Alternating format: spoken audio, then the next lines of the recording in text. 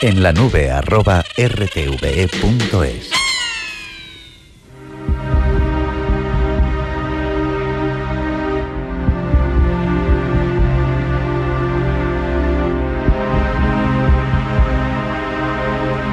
Cantón de Saint-Sernin. Mientras buscaba bellotas y raíces en el bosque de Con, un niño de unos 11 o 12 años, desnudo y al parecer sordomudo, ha sido atrapado por 3 cazadores en el momento en que trepaba a un árbol para escapar. Casi sordomudo, presenta características asombrosas. Tiene los sentidos invertidos, el olfato parece el más desarrollado y le siguen el gusto, la vista y el tacto. El niño se está acostumbrando a la sociedad humana y pronto se quedará maravillado con la belleza de la capital. Esperemos que pueda hablarnos bien pronto de su peculiar pasado.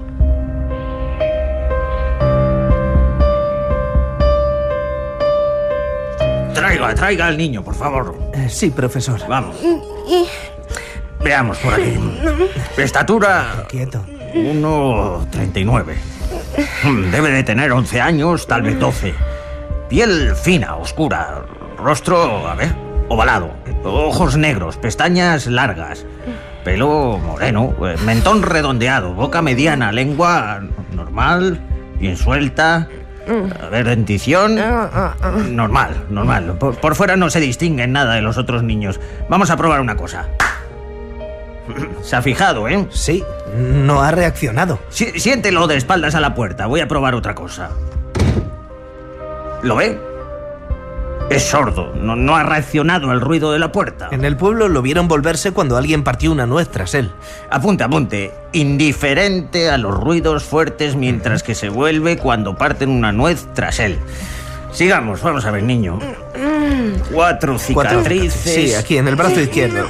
Cicatrices en el hombro, 2 en el brazo derecho, 3 en la pierna derecha, 2 en la izquierda. Unas 15 en total. Rasguños, desgarros, sobre todo de mordeduras de animales. Debió de matar para sobrevivir. Son como marcas de batallas. Hay una que es diferente. Escriba.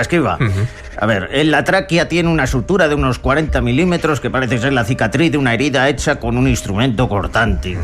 Sin duda quienes lo abandonaron pretendían asesinarlo. Es posible. Sí, yo también lo creo. Así es como lo veo yo. Quisieron deshacerse del niño degollándolo, probablemente con un cuchillo. Sí. Lo dejaron por muerto en el bosque. Las hojas hicieron cicatrizar la herida. Encaja. Tendría unos 3 o 4 años. Si llega a ser más pequeño, no se habría valido por sí mismo. Pero la herida no causó su mudez y, sin embargo, no habla. Para mí, la única causa de su mutismo es el aislamiento en el que ha vivido.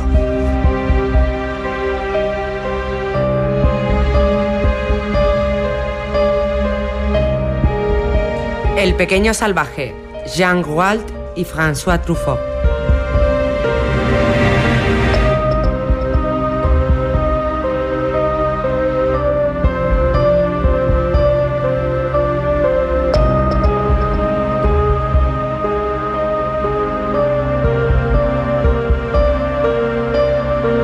Esta es una historia auténtica.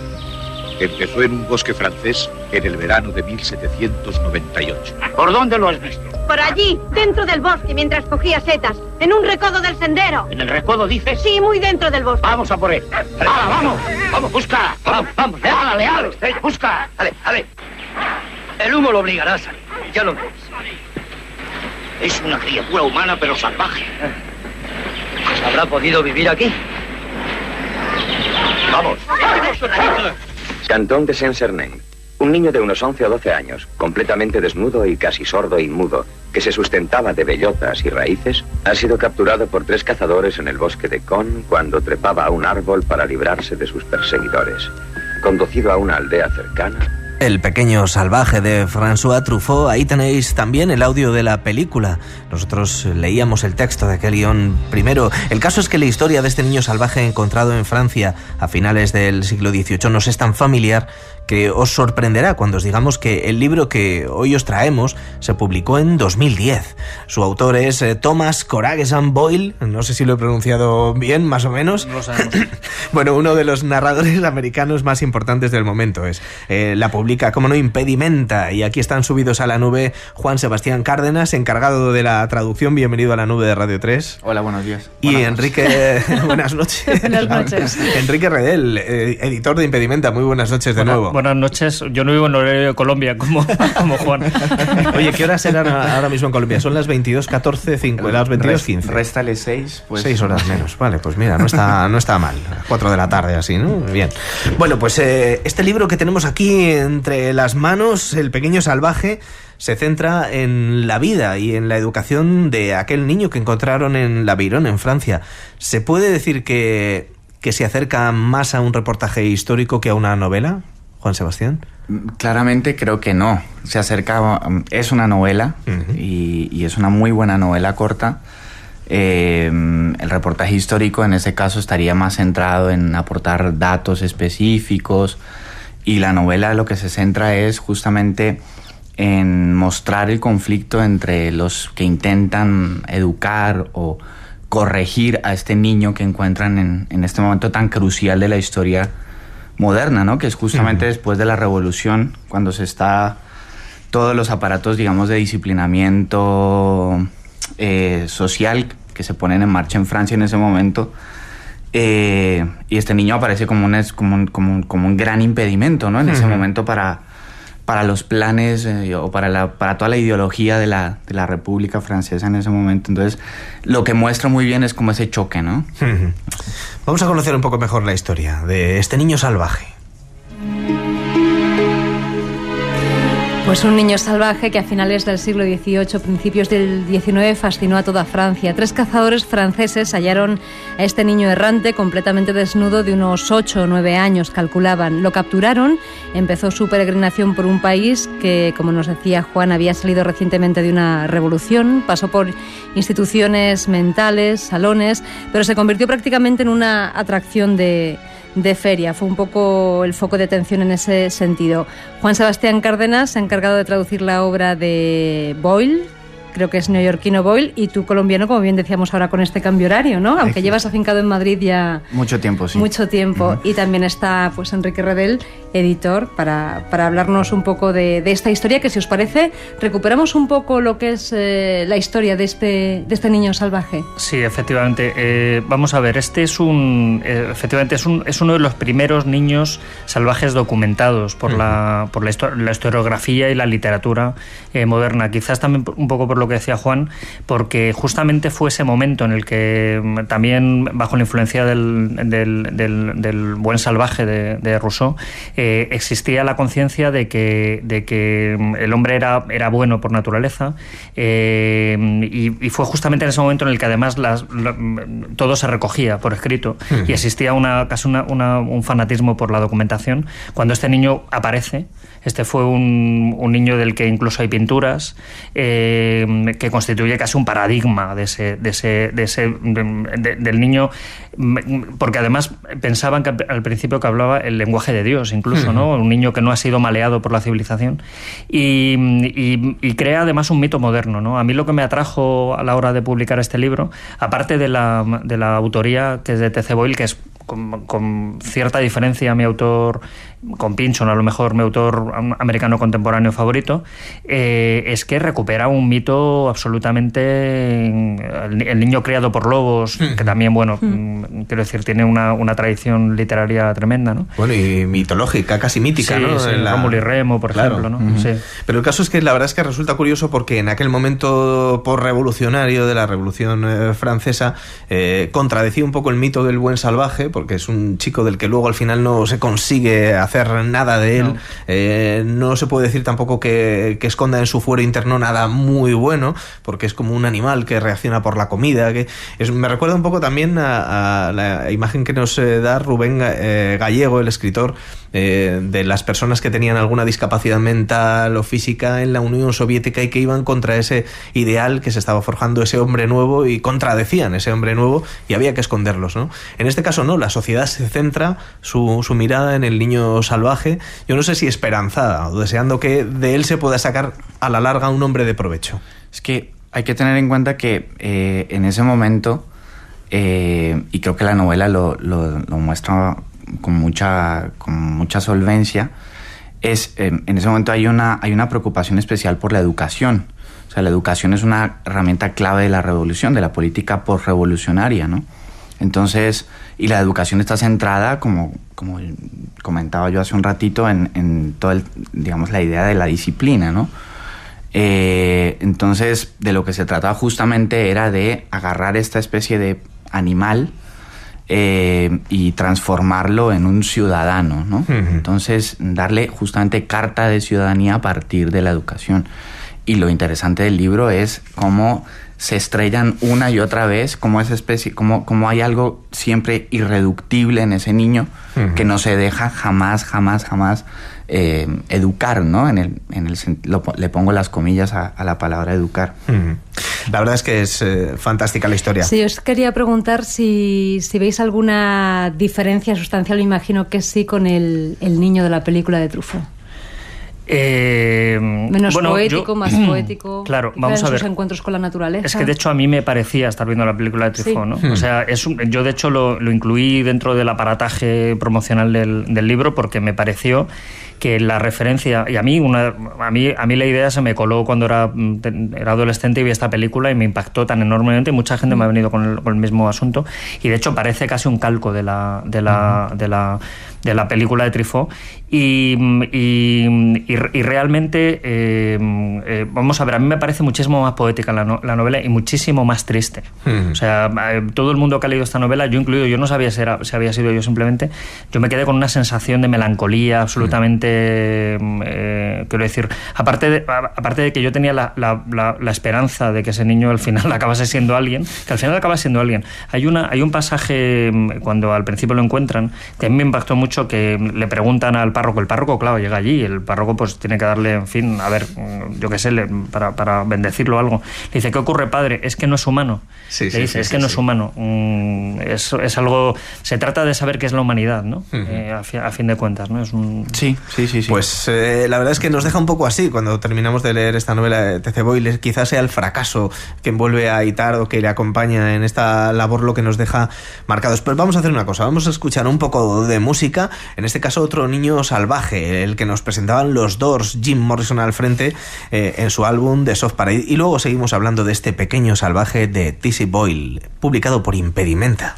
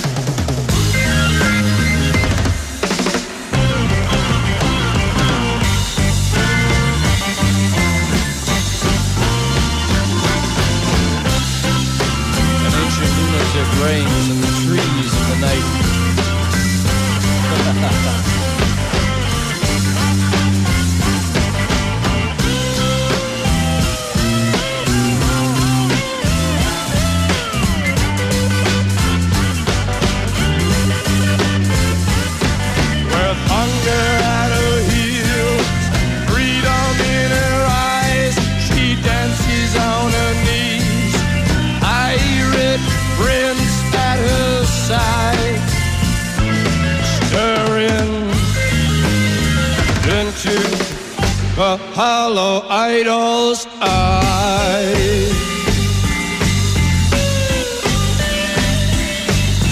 Wild child.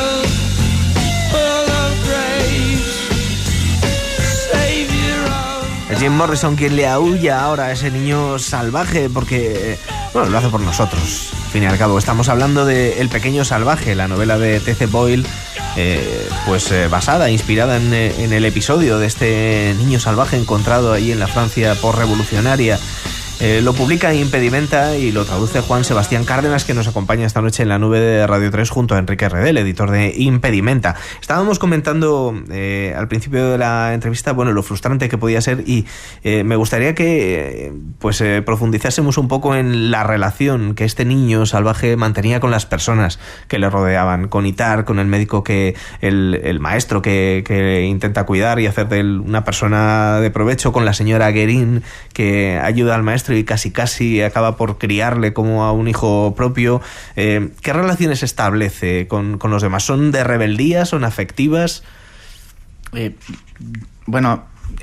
creo que ahí hay que volver a una cosa que decía Enrique hace un rato, y era esta sensación de desolación o de tristeza, y es que yo creo que eso se produce porque yo creo que el libro jamás o muy pocas veces logra ponerse realmente desde el punto de vista del niño. Uh-huh. Siempre es la frustración de los que lo rodean y sus intentos de saber qué es lo que está pasando con ese niño cuando ellos tienen un gesto de cariño, afecto o un castigo. Uh-huh. Realmente nunca saben si el niño está respondiendo en consecuencia, ¿no? Uh-huh. A veces hay leves atisbos, como digo, pero hay parte de animalidad y parte de humanidad, ¿no? Hay una escena que es realmente demoledora, y es que le intentan hacer comprender lo que son los conceptos abstractos, las cosas. Le ponen una llave y el dibujo de la llave para ver si él relaciona. Entonces, en un momento dado, él dice su primera palabra, que es la palabra leche, let. Y entonces, claro, se ponen contentísimos porque él señala un cuenco de leche y dice let.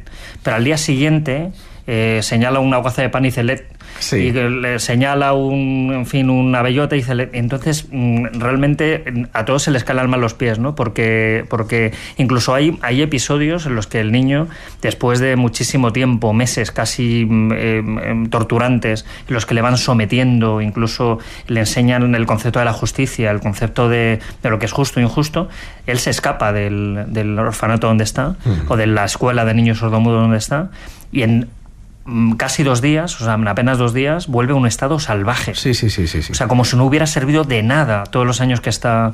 Entonces es constantemente esa sensación de frustración, de darse contra una pared, de al final pensar que el niño se ha dejado por imposible, que de hecho es el informe final de Jacques Itar, ¿no? Es casi científico, ¿no? Este texto en esos aspectos, ¿no? Sí.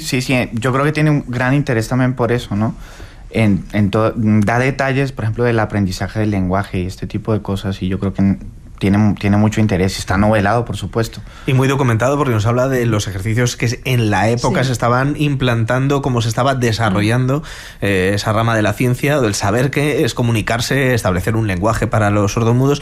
Pero eso nos hace ver también a este niño salvaje en ocasiones como al chimpancé que nos muestran en cualquier documental al que han enseñado a lavarse los dientes o a cualquier otra cosa. Le vemos esforzarse en determinados procesos mecánicos o rutinarios, pero luego frustrarse también porque no termina de entender qué sucede, ¿no? Y él también nota cuando está defraudando las expectativas, digamos, de sus maestros. Nota los enfados, la distancia, la falta de cariño en ocasiones, las reprimendas. Eso sí que lo nota, y es fuerte como T.C. Boyle sitúa al lector un poco en ese punto, ¿no? Viendo a otro ser humano como es adiestrado. Sí, bueno, hay una cosa que yo querría ahí como matizar levemente. Sí, no. Y es... sí, efectivamente hay como cierta animalización, pero esa animalización se produce por parte parte de los... No, es decir, no creo que sea real, ¿no? Y es lo que en últimas el libro te va mostrando. Es decir, que ese supuesto estado de naturaleza en el que está el niño no es tal. O sea, es simplemente un niño humano que no ha socializado con nadie más. Entonces, nunca deja de ser humano y al mismo tiempo, ¿no? O sea, es como si estuviera mostrando una especie de fondo raro o fondo enigmático, irreductible, siempre como una interrogación abierta, siempre como de lo que es, digámoslo así, como una especie de frontera antropológica, ¿no? No sabes qué es un hombre, en últimas. Claro. Juan, ¿alguna anécdota de la traducción? Que a mí siempre me gusta preguntaros cuando te has enfrentado al texto. Bueno, anécdota no hay ninguna. Lo único que había juegos entre el francés y el inglés, y entonces eso daba algunos problemas, pero nada más. De resto, el lenguaje de Boyle es sumamente ágil, ameno. Incluso cuando nos lleva de paseo, por ejemplo, el niño salvaje se escapa del orfanato y se pierde entre las calles, y claro, T.C. Boyle nos va contando lo que ese niño, lo que le rodea, lo que le aturde, los olores, los sonidos, la gente que va y viene. Hace también una fotografía, podríamos decir, de ese momento, de esa sociedad, levemente, porque nos lleva de vez en cuando solo, ¿no? Sí, no, es un libro, una tremenda riqueza de vocabulario, y además es muy sutil. O sea, T.C. Boyle no es uno de estos autores barrocos, ¿no?, que recarguen mucho el estilo, y eso yo creo que es lo más difícil de traducir. De hecho, bueno, yo cuando le has preguntado a Juan qué problemas encontró con la traducción, yo pocos traductores más seguros he visto que a Juan, o sea, ¿no? Y lo conozco hace mucho tiempo. Vamos a ver, el libro, a mí lo que me sedujo antes que nada fue su tremenda sencillez. Es un libro muy sencillo, o sea, es muy sencillo pero muy intenso. Es muy difícil hacer eso, ¿no? Y de hecho este libro es de hecho el cuento final de un volumen de cuentos bastante más largo, y curiosamente tanto en Francia como en Italia como en España se ha publicado de manera separada. Hay las tres ediciones. Yo la primera que conocí fue una edición francesa. Yo estaba leyendo a T.C. Boyle este verano pasado, y estaba en Narbonne, y de repente vi este libro y dije, bueno, esto no puede ser. Dos de mis mitos, T.C. Boyle y El niño salvaje. Y estaba separado, yo creía que era un libro solo.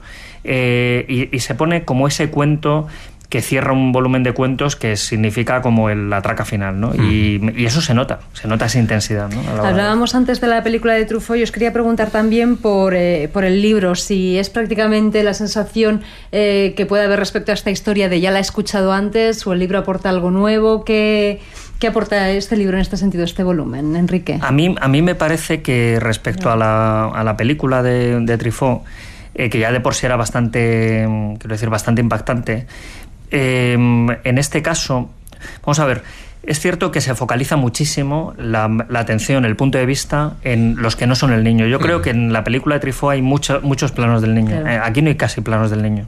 O sea, aquí el niño en muy contadas ocasiones está subjetivizado. Siempre es un objeto de estudio. De estudio, sí. Y nada más en algunas partes del principio, cuando él está encerrado en una taberna, o al final, cuando ya es una persona medio adulta, a pesar de que, bueno, de pequeño tamaño, se centra la atención en él, se habla de él. En realidad, la novela va sobre los intentos vanos de educar a este niño, ¿no? Entonces, un montón de frustraciones que se van concatenando en El pequeño salvaje. Nos lo cuenta T.C. Boyle en esta obra que publica ahora Impedimenta, y que ha traducido Juan Sebastián Cárdenas, a quien preguntamos a qué se parece su nube. Este momento iba a llegar, Juan Sebastián Cárdenas. Qué difícil. Mi nube, si se parece a algo, tendrá que parecerse a una milanesa napolitana de las que hace mi novia Luciana, que nos acompaña aquí silenciosamente. Hola, Luciana. ¿Cómo estás? Bien. Oye, eso hay que compartirlo, ¿eh? Es una nube de milanesas. Una nube de milanesas. Tendrás que demostrar tu maestría algún día trayéndonos una milanesa aquí. Es que me está entrando el hambre. No he cenado, amigos. Ay. Enrique Redel, ¿a qué se parece la tuya? Pues hoy se parece una mujer mirando por la ventana en un castillo. ¡Qué maravilla! Sí, es que tengo un libro de Henry James ahora mismo corrigiendo. Comiendo milanesas. Comiendo milanesas, sí. Bueno. Fantástico, amigos. Ya les habéis escuchado. Juan Sebastián Cárdenas, Enrique Redel, traductor y editor de esta obra, El pequeño salvaje, de T.C. Boyle. Os agradezco que hayáis estado con nosotros esta noche en la nube de Radio 3. Nos vamos a despedir con un tema que lleva por título Lobo estepario contra caballos desbocados. Ellos son Pumuki, y este corte está incluido en su álbum El bosque en llamas. Ahí está el lobo. Hasta la próxima.